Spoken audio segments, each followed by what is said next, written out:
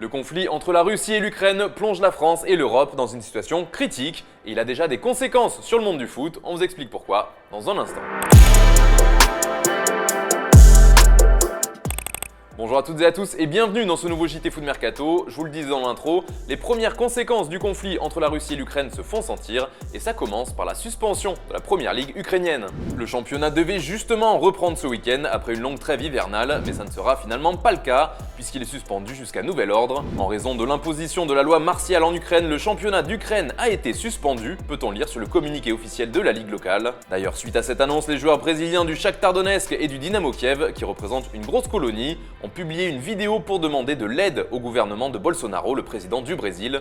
Ils veulent tout simplement quitter le pays avant que ce ne soit trop tard. Le coach du Dynamo, Mircea Lucescu, a également réagi à cette situation. Le Parlement a ratifié l'état d'urgence, force est de constater que nous ne jouons pas encore. Voyons combien de temps dure cette folie. Les joueurs ont un peu peur, c'est normal pour leur famille. Pas de football pour l'instant donc, et c'est bien normal vu la situation, mais il pourrait y avoir d'autres conséquences à moyen terme. Dans un mois, la Russie comme l'Ukraine disputent leur barrage pour le mondial 2022 au Qatar.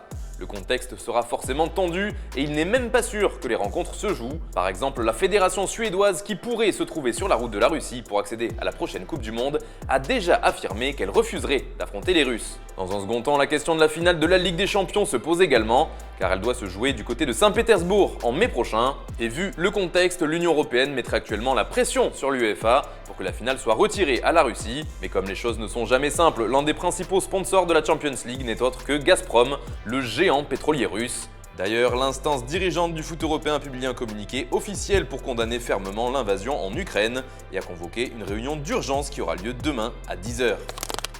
On change de sujet avec quelque chose de plus léger. En Angleterre, Tottenham n'y arrive pas. Après une belle victoire contre City le week-end dernier, les Spurs sont vite retombés dans leur travers. Et oui, après avoir fait tomber le champion en titre, les hommes d'Antonio Conte ont perdu 1-0 contre Burnley. D'ailleurs, le technicien italien était passablement énervé après la rencontre et il a poussé un gros coup de gueule.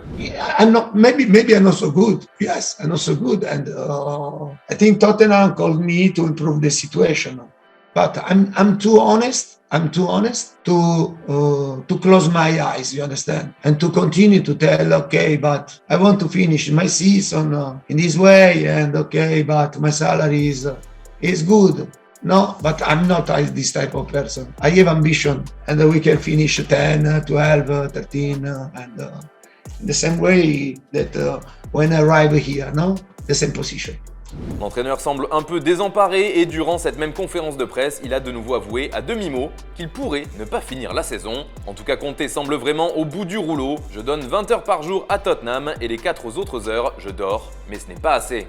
Effectivement, ça sera compliqué, d'autant que le mal semble bien profond au sein du club anglais. Depuis le début de saison, c'est la même chose pour les Spurs, déjà 9 défaites en Première Ligue et une 8e place pour le club londonien qui fait peine à voir. Tottenham est également sorti la tête basse des poules d'Europa Conference League sans se qualifier. Au final, depuis la nomination d'Antonio Conte au début du mois de novembre dernier pour remplacer Nuno Espirito Santo, les choses n'ont pas beaucoup changé. Les Spurs sont toujours aussi irréguliers et ce malgré le duo Son-Kane qui continue de les porter. D'après vous, Antonio Conte va-t-il réussir à terminer la saison sur le banc de Tottenham? C'est la question du jour. Comme d'habitude, vous nous donnez votre avis dans les commentaires et on en reparlera demain. D'ailleurs, hier, on vous faisait gagner le maillot de votre choix si vous trouviez le bon score du match Atlético de Madrid-Manchester United. Bravo à toi, le nom du gagnant s'affiche juste ici. Et bravo à Stéphane aussi qui avait également trouvé le score exact. Dans le reste de l'actu, le retour de Zidane à Marseille est un sacré serpent de mer et justement, le président de l'OM a mis les choses au clair sur ce sujet. Dans un entretien accordé au Figaro, Pablo Longoria a été interrogé sur le fantasme Zizou. Voilà ce qu'il a répondu. Zinedine Zidane est une personne très importante dans l'histoire de Marseille, il y a toujours une liaison avec la ville. C'est l'un des acteurs sociaux très importants ici. Rêvez de lui, il a un palmarès très respectable et que ce soit en tant que joueur ou entraîneur, on doit être admiratif qu'un Marseillais réussisse à faire cela. Maintenant, il faut être réaliste et ce que j'imagine dans l'immédiat, c'est de donner une continuité à notre projet avec Jorge Sampaoli. À Paris, la situation ne semble toujours pas s'améliorer pour Sergio Ramos qui commencerait à s'agacer très sérieusement.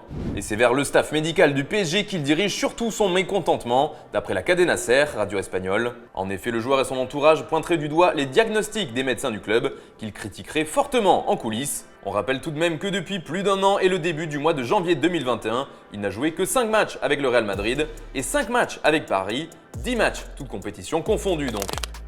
Allez, on se quitte avec l'image du jour et un sujet plus léger pour terminer. On critique souvent Presnel Kimpembe pour son manque de concentration pendant les matchs. Eh bien, visiblement, c'est la même quand il joue à FIFA. Je sais. Regarde. Je suis là. Putain, ça se voit que c'est des fouteux, putain, il savait que j'allais tenter le truc. Je m'excuse. Arrête tes conneries, frère. Tu comptes pas s'humilier toute la journée, c'est ça ton truc? Putain, j'ai créé un bébé. Attends. Non, on vit le moment le plus gênant de Twitch. Non, Kimpembe, tu peux pas nous faire ça. Kimpembe. Frérot. Y'a ton air, hein. Oh